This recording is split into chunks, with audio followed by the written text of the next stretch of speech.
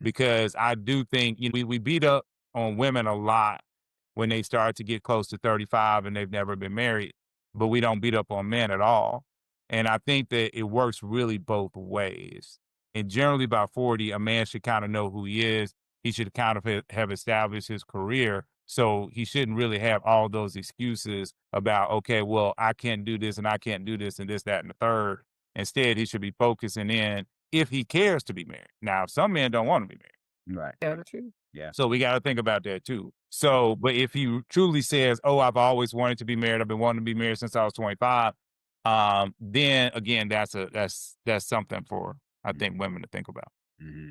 Yeah. Because I found it interesting because, I had a guest on yesterday, Ezekiel Nzawu. He was on, and we talked about that yesterday. Mm. And he was like, hey, that, it's pretty much like you were saying, those different kind of variables, you just kind of never know which, is he trying to be a doctor, or Mm. is it because he has access to women like that where he don't have to marry? But see, to me, even if he has access to women, to me as a woman, and I know most women don't see this like this, but to me, again, that's a red flag. Mm. See, I'm gonna be real with you. I've never run into a true player, a true man that can get all the women he wants that ever stops. Mm. I'm just being real. Mhm. I have a few friends like that. They got married. They just cheat on their wives. They don't care.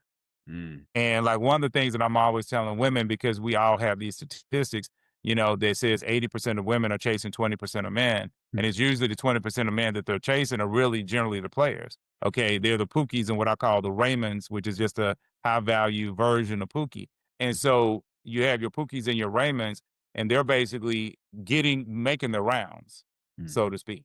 And then the average guy doesn't get much play at all. Yeah. And so what ends up happening is the Pookies and the Raymonds, they rarely ever settle down, if at all. If they don't have a literal come to Jesus moment, okay, many of them continue to play around. Mhm. And so now women are marrying them, doing this, that, and the third, and they're thinking, oh, okay, he's changed. He's going to settle down for me. And then she finds out, okay, he's cheated on me with 5 other women, and he got 2 other babies out there. And now she's stressed out about it. Okay, but see, let's be real. A lot of men are just like, well, you had a chance to pick the good dude, but you didn't want him. So you went after Pookie and Raymond. So that's what happened. Wow. I can't tell you how many times I've heard that. From men perspective, they're like, no, women don't pick the regular dude. And I'm like,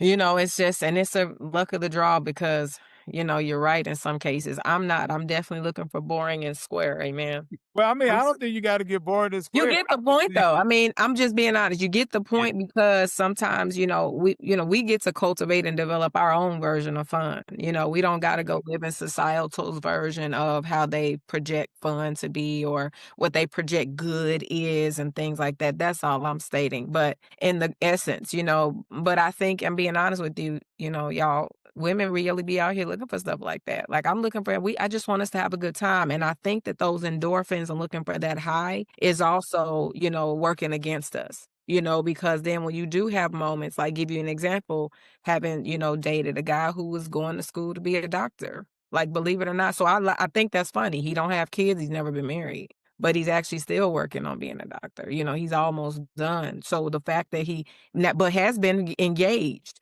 but he's talked about his experience. He's like, Aquila, most women don't want to be here and deal with some of the boringness that comes with my journey because I can't every week be out doing the version of dating that Instagram shows. Yeah. That's what I mean by boring times.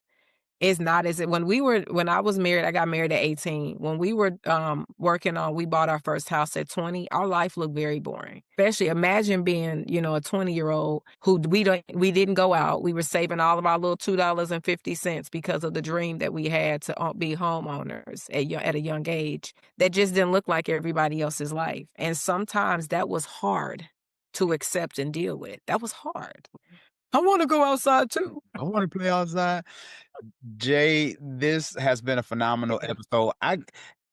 If you can answer this question real quick, so I think yeah, let me know what you think, Jay. But Nikki True Boo had one last question before we end. She says, should you consider marriage to a divorced man that tells you that you remind him of his ex-wife?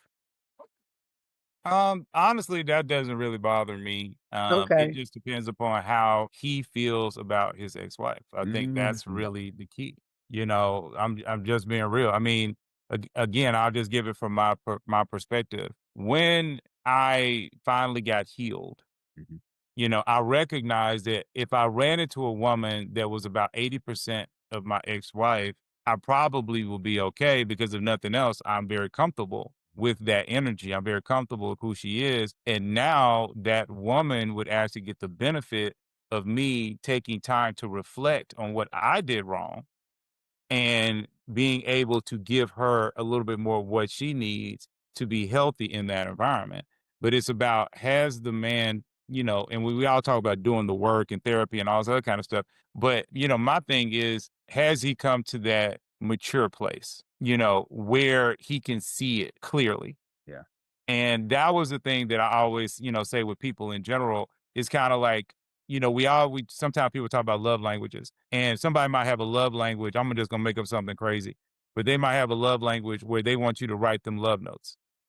And what I find is people that don't want to write love notes will make up every excuse in the world not to write these love notes. They're just gonna make this Mhm. big deal. It's like a big deal. Yeah. And it's like, dude, why is it a big deal? She wants the doggone love notes. Mhm. Just take one Saturday morning, write her out 10 of them, and then every other time you see her, give her one. So it might last a month. You writing them for 1 hour on a Saturday morning. Give the woman what she wants. Okay. Same thing I tell women. Give the man what he wants. As long as it's something that doesn't hurt you mentally, Yeah. physically, spiritually, or emotionally. I'm like, why aren't you down? Mm. If you told me that you were thirsty and you needed water and then I didn't give it to you, okay, what kind of person am I? How can I say that I love you? Wow.